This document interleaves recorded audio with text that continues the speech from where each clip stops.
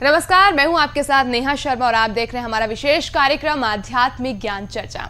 और आइए शुरुआत करते हैं कार्यक्रम की और जानते हैं विचार जगत गुरु तत्वदर्शी संत रामपाल जी महाराज, सतलोक आश्रम बरवाला, जिला हिसार हरियाणा, बनाम हंसादेश पंथ के प्रमुख संत श्री सतपाल जी महाराज, पंजाबी बाग, दिल्ली के विचार। दर्शकों, आज हम बात करेंगे साधना टीवी चैनल के माध्यम से आदरणीय संत सतपाल जी महाराज जी से।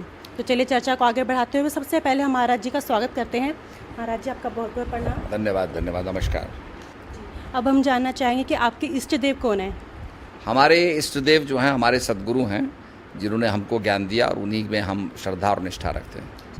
महाराज जी, जैसे अभी हमने आपसे जानना चाहा था कि आपके इष्ट देव कौन हैं, तो आपने बताया कि हमारे इष्ट देव हमारे सतगुरु हैं। तो सतगुरु से आपका क्या तात्पर्य है? कृपा इस पर प्रकाश डालें। सदगुरु हमारे हंस जी महाराज, हमारे जो सदगुरु जो हमारे ज्ञानी गुरु हैं, वैसे तो गुरु की परंपरा बड़ी अर्वाचीन परंपरा है, पर वो हमारे इष्ट देव हैं।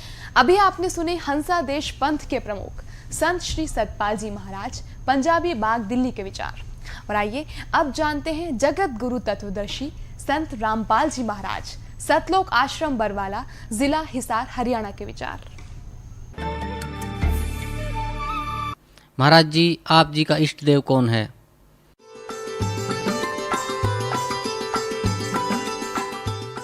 मुझ दास का जो इष्ट है, इष्ट देव है, वो परम अक्षर ब्रह्म है, जिसके पर्यायवाची शब्द परमेश्वर, सत्पुरुष, अकाल मूर्त, शब्द स्वरूपी राम आदि उसी परम अक्षर ब्रह्म के उपमात्मक नाम हैं। उनका वास्तविक नाम कबीर देव है, कबीर साहब है, अल्लाहु अकबर है। इसी परमेश्वर ने सर्व ब्रह्मांडों की उत्पत्ति की, सभी प्राणियों की। ये सर्व उत्पादक प्रभु है। सर्व उत्पादक का अर्थ होता है जिसने सभी आत्माओं का भी, वो जनक है। सभी आत्माओं की उत्पत्ति उसी ने की, सभी ब्रह्मांडों की उत्पत्ति उसी ने की, और 5 तत्व तथा 3 गुणों की उत्पत्ति भी उसी परमेश्वर परम अक्षर ब्रह्म ने की, कबीर देव ने की। और वही परमात्मा, वही परम अक्षर ब्रह्म, जिसे हम संत भाषा में सत्य पुरुष कहते हैं, वो भारतवर्ष की इस पावन धरती पर सन 1398 संवत 1455 ज्येष्ठ सुदी पूर्णमासी को सुबह ब्रह्म मुहूर्त में सतलोक से अपने निज स्थान से चलकर आकर एक शिशु रूप धारण करके कमल के फूल पर विराजमान हुए। वहां से उनको नीरू नीमा नाम के एक पति पत्नी थे। वो जुलाहा जाति से थे, जुलाहा कर्म करते थे। वो निसंतान थे, उनको उठाकर घर ले गए। परमात्मा जुलाहों की कॉलोनी में रहने से, जुलाहा समुदाय में रहने से और बड़े होकर जुलाहे का कार्य करने से वो जुलाहा कहलाए।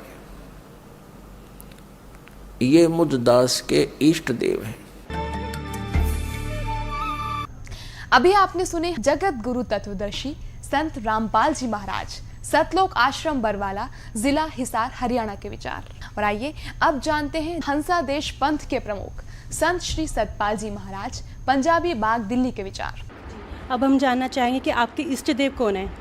हमारे इष्ट देव जो हैं हमारे सदगुरु हैं, जिन्होंने हमको ज्ञान दिया और उन्हीं में हम श्रद्धा और निष्ठा रखते हैं।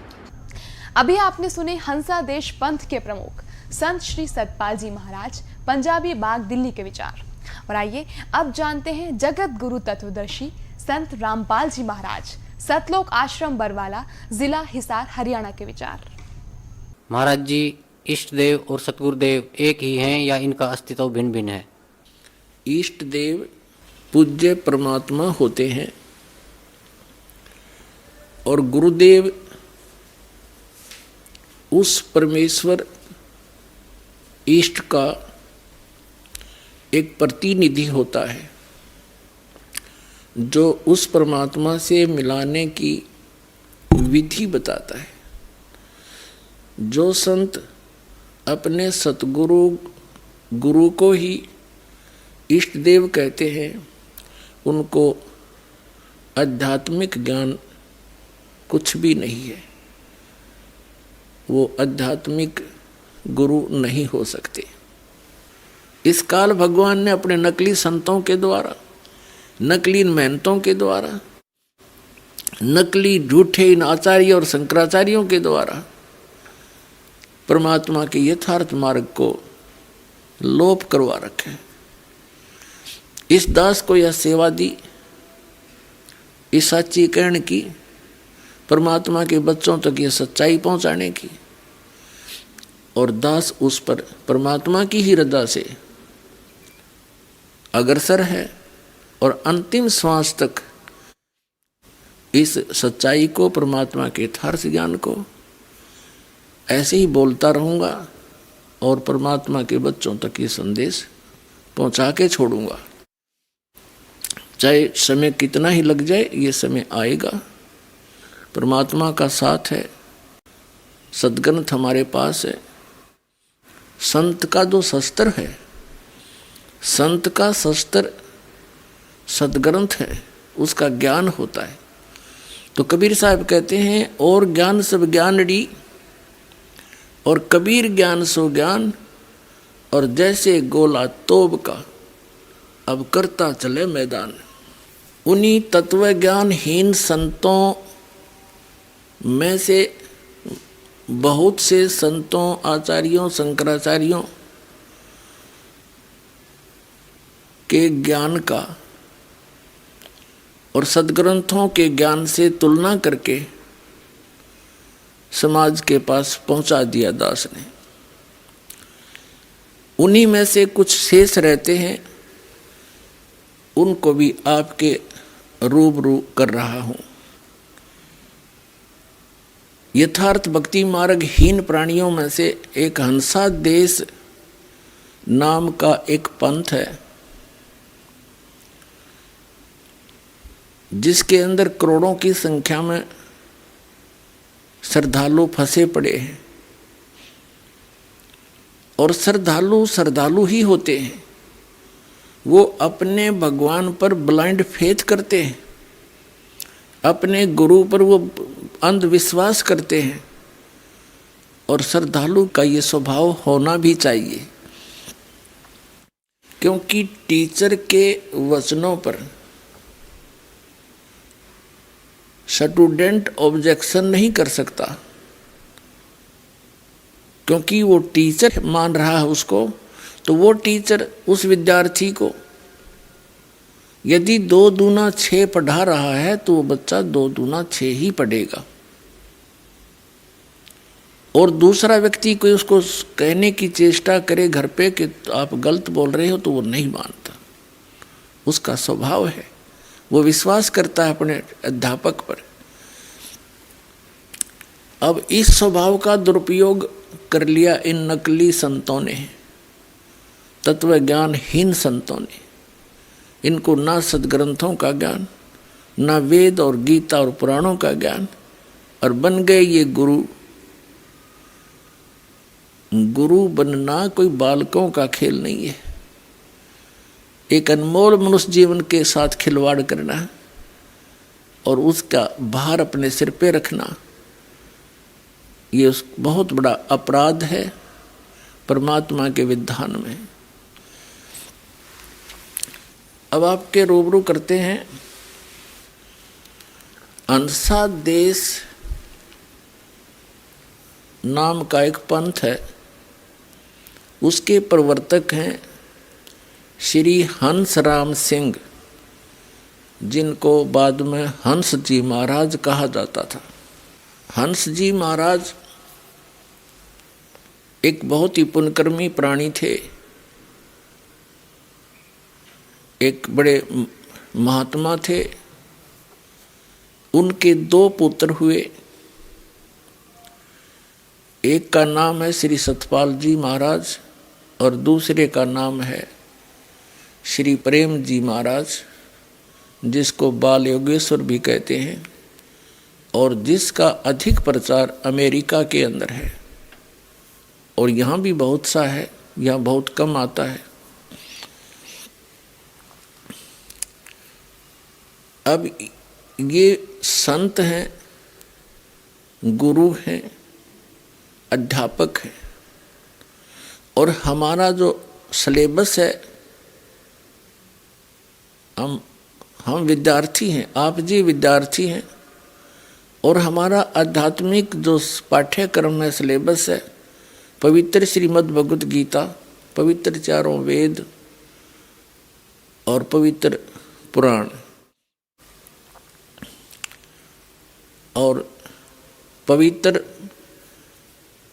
कबीर वाणी, कबीर सागर, कबीर साखी, कबीर बीजक, ये मानव समाज का एक विधान है, एक सिलेबस है, यह अध्यात्म का विधान है। जो व्यक्ति अपने सद्ग्रंथों के विपरीत ज्ञान प्रदान करता है तो वो teacher out of syllabus study करा रहा है, आउट ऑफ सिलेबस टीचिंग कर रहा है, अपने पाठ्यक्रम से अलग पढ़ा रहा है। जैसे कोई अध्यापक पाठ्यक्रम के अतिरिक्त ज्ञान देता है तो वो टीचर ठीक नहीं, वो शत्रु है विद्यार्थियों का। तो ये कार्य वर्तमान के सभी संत, महंत और आचार्य, शंकराचार्य कर रहे हैं। ये दास बड़ी श्रद्धा से इन्हीं धर्म गुरुओं को तत्व ज्ञान युक्त मानकर इनसे प्राप्त ज्ञान के आधार से वही सर्व पूजाएं किया करता था। जिस दिन से ये तत्व ज्ञान की रोशनी हुई, आत्मा को एक धक्का लगा कि इतना अनमोल जीवन मनुष्य का, और ये हम भांग का भाड़े खो रहे थे। धार्मिकता का दावा करते हुए हम कोरा अज्ञान ग्रहण किए हुए थे। श्रीमद् भगवत गीता अध्याय 16 के श्लोक 23-24 में कहा है कि शास्त्र विधि को त्याग कर जो मनमाना आचरण करते हैं उनको न तो सुख होता है, न उनकी गति होती है, न ही उनको कोई सिद्धि प्राप्त होती है, अर्थात व्यर्थ, यूजलेस। फिर कहा है 16वें अध्याय के 24वें श्लोक में, इससे तेरे लिए अर्जुन सद्ग्रंथ ही प्रमाण है, उन्हीं को आधार मानकर अपने भक्ति क्रम को आगे बढ़ाना। कर्तव्य और अकर्तव्य की व्यवस्था में कौन से भक्ति क्रम करने चाहिए, कौन से ना करने चाहिए, उनके लिए सद्ग्रंथ ही प्रमाण है। अभी आपने सुने जगत गुरु तत्वदर्शी संत रामपाल जी महाराज, सतलोक आश्रम बरवाला, जिला हिसार, हरियाणा के विचार। और आइए अब जानते हैं हंसादेश पंथ के प्रमुख संत श्री सतपाल जी महाराज, पंजाबी बाग, दिल्ली के विचार। जो दीक्षा आप देते हैं वो आपको अपने गुरु से मिली है या खुद से आप दीक्षा देते हैं अपने भक्तों को? हमारे सदगुरु से मिली, हमारी गुरु परंपरा में, संत परंपरा में गुरु से मिली। महाराज जी, जब पूजा की विधि बताते हैं, श्रीमद् भागवत गीता में ये वर्णित है, ये चीज़ क्या? ये मैंने इसलिए आपको श्रोत्रिय ब्रह्मनिष्ठ कहा कि शास्त्रों के आधार पर, जो शास्त्रों में लिखा है उसके आधार पर सदगुरु ज्ञान देते हैं, शास्त्रों द्वारा प्रतिपादित, इसलिए उनको श्रोत्रिय ब्रह्मनिष्ठ कहते हैं। अभी आपने सुने हंसादेश पंथ के प्रमुख संत श्री सतपाल जी महाराज, पंजाबी बाग, दिल्ली के विचार। और आइए अब जानते हैं जगत गुरु तत्वदर्शी संत रामपाल जी महाराज, सतलोक आश्रम बरवाला, जिला हिसार, हरियाणा के विचार। श्री सतपाल जी महाराज तथा श्री प्रेम रावत जी, जिसको बालयोगेश्वर जी कहते हैं, ये दोनों महाराज श्री हंस जी महाराज के पुत्र और उनके शिष्य हैं। ये कहते हैं कि जो दीक्षा हमारे पूज्य गुरुदेव श्री हंस जी महाराज दिया करते थे, वही दीक्षा हम अपने अनुयायियों को प्रदान कर रहे हैं। पुण्यात्माओं, जो इनके पूज्य गुरुदेव श्री हंस जी महाराज जो साधना स्वयं करते थे और जो दीक्षा देते थे, उससे उनको क्या मिला? 40 वर्ष की साधना के उपरांत वो प्रेत बाधा से पीड़ित, देखिएगा प्रमाण, जो अब सतपाल जी महाराज और श्री प्रेम रावत जी जो इनके छोटे भाई हैं, जो वही साधना ये दे रहे हैं, तो इनके अनुयायियों की क्या दशा होगी। तो आप जी को इस हंस जी महाराज के द्वारा दिए गए ज्ञान की एक झलक, और जो भक्ति वो किया करते थे और कराया करते थे, वो शास्त्र अनुकूल है या शास्त्र के विरुद्ध, और जो साधना वो किया करते थे उस भक्ति से उनको कितना लाभ या हानि हुई, तो उससे ये स्पष्ट हो जाएगा कि वो साधना उचित थी या अनुचित थी। ये आपके रूबरू करते हैं। ये एक पुस्तक है, देखिएगा, ये एक पुस्तक है अमृत के कलश, श्री हंस जी महाराज जीवन एवं दर्शन। संपादक हैं चमन लाल टंडन, MA MAd, दिल्ली विश्वविद्यालय, MA। और ये कहाँ से प्रकाशित है? प्रकाशक हैं मानव उत्थान सेवा समिति, प्रधान कार्यालय 2/12 पंजाबी बाग, नई दिल्ली से।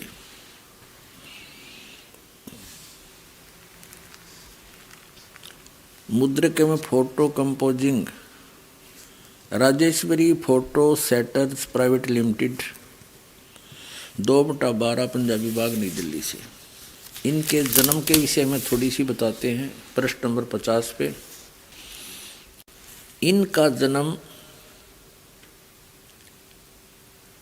गाड़की सेड़िया पट्टी तलाई पौड़ी गढ़वाल में 8 नवंबर सन 1900 को सूर्यवंशी परिवार में हुआ। इनका जन्म का नाम हंसराम सिंह था। इनके पिता का नाम श्री रणजीत सिंह रावत था एवं दादाजी का नाम श्री हेमंत सिंह रावत था, जो देशवाल रावत के वंश के साधारण कृषक थे। इनकी माता का नाम श्रीमती कालंदी देवी था। कालंदी देवी बहुत ही धर्मपरायण एवं भक्त हृदय नारी थी। महादेव और पार्वती के प्रति उनकी दृढ़ आस्था एवं श्रद्धा थी। उनके मंदिर में सदा पूजन हेतु जाती थी। श्री महाराज जी बताया करते थे, श्री हंस जी महाराज बताया करते थे कि उनकी माँ उनको भी अपने साथ मंदिर ले जाती थी और वहाँ मैं महादेव और पार्वती को साक्षात खड़े देखता था। इस प्रकार बचपन से ही उनके अंदर भगवान दर्शन की तीव्र लगन पैदा हो गई थी। बाल्यकाल से ही वह एक विलक्षण बालक थे। हंसी की छटा इनके मुख पर मंडल पर सदा गुलाब के फूल की तरह खिली रहती थी। आगे बताते हैं। प्रश्न नंबर 51 पर पढ़ते हैं। प्रश्न नंबर 51 पर, बाल्यकाल से ही वे एक सिद्ध पुरुष थे। बचपन से ही सिद्ध पुरुष थे। अपने पूर्व जन्म की कमाई के कारण स्वतः ही ध्यान मग्न हो जाते थे और अपने आप को ईश्वर प्रेम में खो बैठते थे। 1966 की गुरु पूर्णिमा के अवसर पर अपने बचपन के बारे में बताते हुए श्री महाराज जी कहने लगे, 1966 में ही इनकी मृत्यु हो गई थी। उसी से 1 महीने 2 महीने पहले की बात है। अवसर पर अपने बचपन के बारे में बताते हुए श्री महाराज जी कहने लगे कि मुझे बचपन से ही बहुत लगन थी। मैं बिल्कुल छोटा 8 वर्ष का था तो कई बार मैंने भगवान के दर्शन किए और अक्सर मेरी समाधि लग जाती थी। जब मैं अपनी ताई जी से कहता था तो वो कहती थी कि ऐसा हो ही जाता होगा। मैं कई बार आंखें बंद करके भगवान को पकड़ता था, दिव्य प्रकाश देखता था और सोचता था कि औरों को मिले हैं तो मुझे क्यों नहीं मिलते। होते होते बात समाप्त हो गई। अब 53 पृष्ठ पर पढ़ते हैं। आत्मज्ञान की खोज में महाराज जी हर धर्म संप्रदाय के लोगों से मिले, बातचीत करते थे और जो स्वतः उनको आंतरिक अनुभव होते थे उनके बारे में पूछते थे। भिन्न भिन्न धर्म सिद्धांतों का अध्ययन भी इस काल में महाराज जी ने किया, लेकिन किसी ने भी उन्हें प्रत्यक्ष अनुभूति का आश्वासन नहीं दिया। केवल किताबी ज्ञान या शास्त्रीय मत को ही संत महात्मा उनके सामने रखते रहे। उन्हें आत्म संतुष्टि नहीं मिल सकी। उनके अंदर तो उस परम सत्ता के प्रत्यक्षीकरण की जिज्ञासा प्रबल हो चुकी थी। अधिकांश साधुओं को उन्होंने केवल दिखावे का साधु ही पाया। संयोगवश लाहौर में श्री महाराज जी की भेंट एक ऐसे संत पुरुष से हुई जिनसे दीक्षा प्राप्त कर उनके जीवन का पूर्ण रूपांतरण हो गया और वे गुरु महाराज जी की छत्र छाया में अध्यात्म के गूढ़ रहस्यों और तत्व ज्ञान को सहज में समझ गए।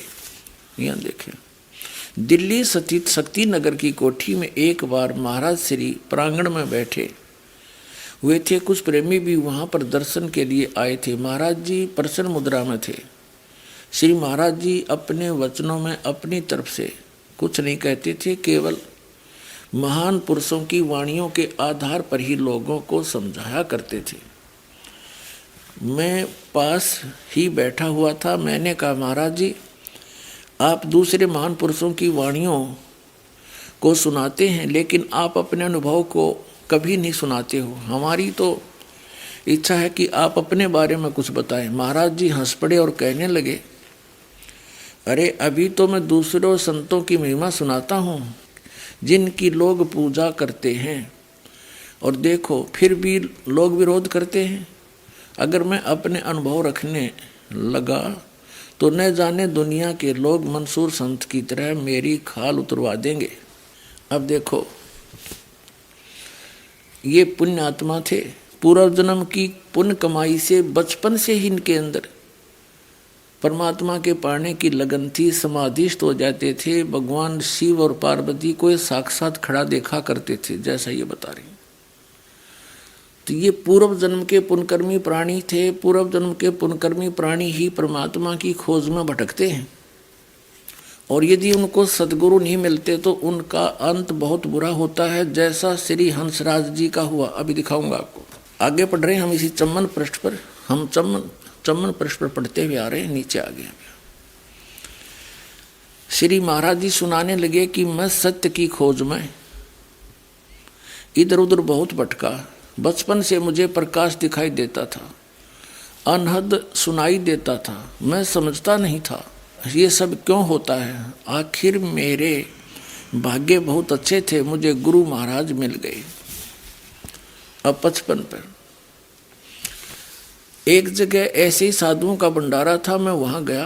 पहले मैं आर्य समाजी विचारों का था। मुझे यह विश्वास था कि ओम से ज़्यादा कुछ नहीं है, और गायत्री मंत्र पर मुझे विश्वास था। मैंने वहाँ उन महापुरुषों का सत्संग सुना।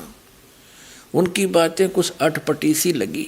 सत्संग सुनने के पश्चात मैंने कहा कि बताओ क्या बताते हो। बोले कि फला जगह आना, वह हमारा आश्रम है। मैं वहाँ पहुँचा। बारिश हो रही थी, कपड़े भीग गए थे। बारिश में भीगता हुआ गया था। महात्मा जी मुझे देखते ही हंस पड़े। उन्होंने कहा कि कल आना, कल बताऊंगा। मैंने एक बड़ा भारी दृष्टांत प्रस्तुत किया। अब हम आगे चलेंगे, अपने मतबल का पढ़ेंगे। 57 पर आ जाते हैं। 57 पृष्ठ पर हम पढ़ रहे हैं अमृत के कलश पुस्तक। अगले दिन मैं कितनी मुश्किल से पहुंचा, यह एक लंबी कहानी है। वर्षा हो रही थी, रास्ते में नदी पड़ती थी। नदी को पार करके मैं रास्ता भूल गया, लेकिन ढूंढते ढूंढते आश्रम तक पहुंचा तो गुरुजी ने कहा आ गए। भीग गया था फिर और वस्त्र पहने मैंने। तब उन्होंने एक प्रेमी से कहा कि कमरे में कुछ बिछा दो। फिर मुझे वहाँ ले गए और आसन पर बैठाया। उन्होंने मुझसे कहा कि हम तुझको जो बात बताएंगे वह अगर सच्ची हुई तो किसी को न बताना, और सच्ची बात हम तुमको बताएंगे तो तन मन धन तुम हमको देना। और तीसरी बात यह है कि 2 क्रियाएं एकांत में करना, 2 क्रियाएं हर्ष में करना। मैंने सोचा कि अगर बात झूठी होगी तो फिर मैं इनका भांडा फोड़ दूंगा, अगर सच्ची होगी तो फिर जरूर जानना चाहिए। कहा कि सच्चे दिल से कहो। मैंने कहा हाँ। अब हम 59 पर आ गए। अमृत के कलश पर पुस्तक है इनकी। कहा हाँ सच्चे दिल से कह रहा हूँ। फिर उन्होंने उपदेश दिया और क्रियाएं समझाई। वैसे तो छोटेपन से मेरी समाधि लगती थी, सुरती चढ़ती थी और एकांत में बैठता था तो अनहद सुनाई देता था। उस वक्त जब उन्होंने बात बताई तो खूब प्रकाश दिखाई दिया और अनहद भी सुनाई दिया, जाप भी किया और मन भी टिका। तीसरे दिन मैं नहा धोकर खूब साफ कपड़े पहनकर एकांत कोठड़ी में बैठ गया और मैंने ये प्रण किया कि अगर भगवान है तो मुझे दर्शन देगा, नहीं तो मैं नासवान हूँ तो नष्ट हो जाऊंगा। कोई बात नहीं, अगर अमर भी हूँ तो किसी योनि में भी जाऊंगा तो आगे परमात्मा का नाम कभी नहीं लूँगा। ऐसा करके सुमन किया तो झट लाइट आने लगी और एकदम सुरती चढ़ गई।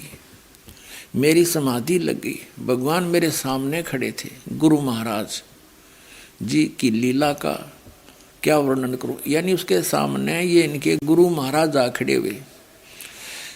अब भी कई दफे साक्षात दर्शन देते हैं, लेकिन यह सब के करने की बात नहीं है, क्योंकि गुरु महाराज ने कहा था कि यह तेरे पूर्व जन्म की ये हम 60 पाएंगे कि तेरे पूर्व जन्म की कमाई है, और कहा कि तुमने करोड़ों व्यक्तियों को ज्ञान देना है। अपने आत्माओं दास जो बार बार कहता आ रहा है, ये प्रमाणित हो रही है कि ये पूर्व जन्म के पुण्यकर्मी प्राणी थे, साधक थे। ये भी स्पष्ट कर रहे हैं इनके गुरुजी कि ये तुझे होगा है, अंदर प्रकाश दिख गया, तेरी समाधि लगी, क्योंकि तू तेरे पूर्व जन्म की कमाई है और ये और किसी को नहीं हो सकेगी। जब एक क्रिया को सभी कर रहे हैं तो सभी को होनी चाहिए। एक को क्यों हुई, औरों को क्यों ना हो? तो ये बड़ा एक झंझट है, काल का जाल है, और अब इसको समझना अच्छी तरह से, अपने आप को बचाना है हम सब ने। ये पुण्यकर्मी प्राणी थे, पिछले पुण्यकर्म इसके बहुत ज़्यादा भक्ति थी। जैसे इन्वर्टर की बैटरी चार्ज होती है, आगे चाहे चार्जर लगाओ चाहे ना लगाओ उसमें, फिर भी उससे बहुत कुछ लाइट जगती है, पंखे भी चलते हैं। और जब चार्जर के अभाव से उसकी पूर्व की अक्षमता समाप्त हो जाती है, एक ही दम सब सुविधाएं बंद हो जाती हैं। और यही दशा इस हंस जी महाराज के साथ हुई, अभी प्रमाणित करते हैं। अब ये आर्य समाज के विचारों से प्रभावित था और ओम नाम का जाप करता था। एक ऐसा अनाड़ी संत मिल गया इस पुण्यात्मा को, उसने वो ओम नाम भी छुड़वा दिया। आंख कान बंद करके एकांत स्थान में ये डले डौण फैला दिया। ये हठ योग किसी संत ने कराया नहीं, किसी सदग्रंथ में प्रमाण नहीं। गीता जी के अध्याय नंबर 3 के श्लोक नंबर 4, 5, 6, 7, 8 में स्पष्ट किया हुआ है कि अर्जुन एकांत स्थान पर बैठ के साधना करेगा, तेरा निर्वाह कैसे होगा? तो ऐसे कर्म तो ढोंगी लोग करते हैं, पाखंडी। ये देखिएगा, ये श्रीमद् भगवत गीता जयदयाल गोविंद का इसके अनुवादक हैं, गीता प्रेस गोरखपुर से प्रकाशित है। अध्याय नंबर 3 का। ये है अध्याय नंबर 3 और श्लोक नंबर हम 4 से पढ़ेंगे। मनुष्य ने तो कर्मों का आरंभ किए बिना निष्कर्मता को यानी योग निष्ठा को प्राप्त हो सकता है, और न कर्मों के केवल त्याग मात्र से सिद्धि यानी सांख्य निष्ठा को प्राप्त हो सकता है। 5वां, निसंदेह कोई भी मनुष्य किसी काल में क्षण मात्र भी बिना कर्म किए नहीं रह सकता, क्योंकि सारा मनुष्य समुदाय प्रकृति जन गुणों द्वारा परवश कर्म करने के लिए बाध्य किया जाता है। अब आगे देखो 6वां श्लोक। अब ये 6वां श्लोक है। 6वां श्लोक 5वां हमने पढ़ लिया।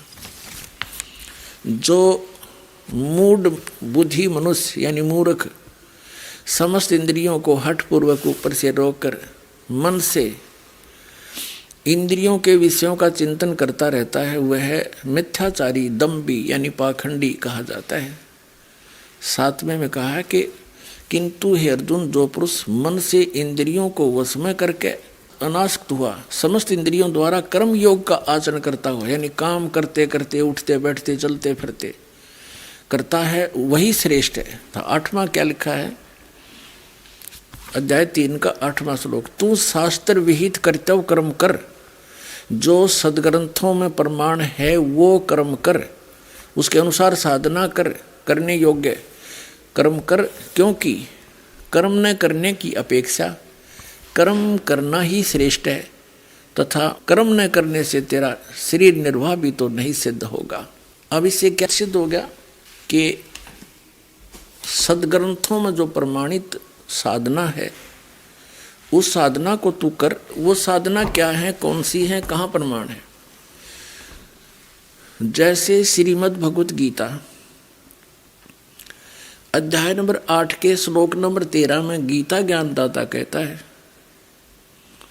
ओम इति एकाक्षरम ब्रह्म व्यवहारण माम अनुसमरण यह परियाति तजन देहम स याति परमाम गति। मुझ ब्रह्म का एक ओम अक्षर है, नथिंग एल्स, बस यही है। उच्चारण करता हुआ जो व्यक्ति शरीर त्याग कर जाता है यानी इसका स्मरण करता हुआ, उच्चारण करके स्मरण करता हुआ जो व्यक्ति शरीर त्याग कर जाता है, स याति परमाम गति, वो ओम मंत्र से मिलने वाली परम गति को प्राप्त होता है। गीता जी में इसके अतिरिक्त कोई मंत्र नहीं है इस ब्रह्म की साधना का। फिर इसमें 2 परमात्माओं का विशेष रोल है, एक ये गीता ज्ञानदाता, एक परम अक्षर ब्रह्म। गीता ज्ञानदाता श्री कृष्ण जी में प्रवेश करके बोल रहा है, ये ब्रह्म है। श्री कृष्ण जी के अंदर बोल रहा है, ये ब्रह्म है, सरपुरुष है, इसको ज्योत स्वरूपी निरंजन काल भी कहा है कबीर परमेश्वर ने। और ये स्वयं भी गीता जी अध्याय नंबर 11 के श्लोक नंबर 32 में कहता है कि अर्जुन, मैं काल हूँ, अपरिवर्त हुआ हूँ, सबको खाने के लिए आया हूँ, इन सब का नाश कर दूंगा, तू ना युद्ध करेगा तो भी मैं इनको मार डालूंगा। ये काल है। श्री कृष्ण जी में प्रवेश करके ये गीता जी का ज्ञान बोल रहा है और ये कह रहा है कि ओम मंत्र मेरा है, मुझ ब्रह्म का, और इसका जाप करने से ही वो परम गति होगी जो ओम मंत्र से होनी है। ओम मंत्र से कहाँ जाएगा व्यक्ति? ब्रह्मलोक में जाएगा। और ब्रह्मलोक पर्यंत भी पुनरावृत्ति के अंदर वहां गए हुए प्राणी भी वापस आते हैं, उनका भी जन्म मृत्यु सदा रहता है। 8वें अध्याय के 16वें श्लोक में गीता जी में स्पष्ट किया है। और गीता ज्ञानदाता गीता अध्याय नंबर 2 के श्लोक नंबर 12 में, गीता अध्याय नंबर 4 के श्लोक नंबर 5 और 9 में ये स्पष्ट करता है कि अर्जुन, तेरे और मेरे बहुत जन्म हो चुके हैं, तू नहीं जानता, मैं जानता हूं। मेरे जन्म और कर्म दिव्य हैं। श्रीमद् भगवत गीता अध्याय नंबर 10 के श्लोक नंबर 2 में भी ये स्पष्ट करता है कि मेरी उत्पत्ति तो हुई है, लेकिन मेरे जन्म को ये देवता लोग और ऋषि लोग नहीं जानते, क्योंकि ये मुझसे उत्पन्न हुए। और इसकी उत्पत्ति यानी पिता की उत्पत्ति को कौन बता सकता है? दादाजी बता सकते, यानी पिता के पिता। तो बच्चों को अपने पिता की जन्म के बारे में जानकारी नहीं होती। तो ये जितने भी यहाँ 21 ब्रह्मांड के अंदर प्राणी हैं, ये सभी काल और दुर्गा से उत्पन्न हैं। तो हम यहाँ के प्राणी इस काल के जन्म को कैसे जान सकते? इस ज्योत स्वरूपी निरंजन काल के पिता ने, ब्रह्म के पिता ने, यानी कबीर परमेश्वर जी ने, उस अमर पुरुष ने आकर के इसकी जन्म तिथि बताई।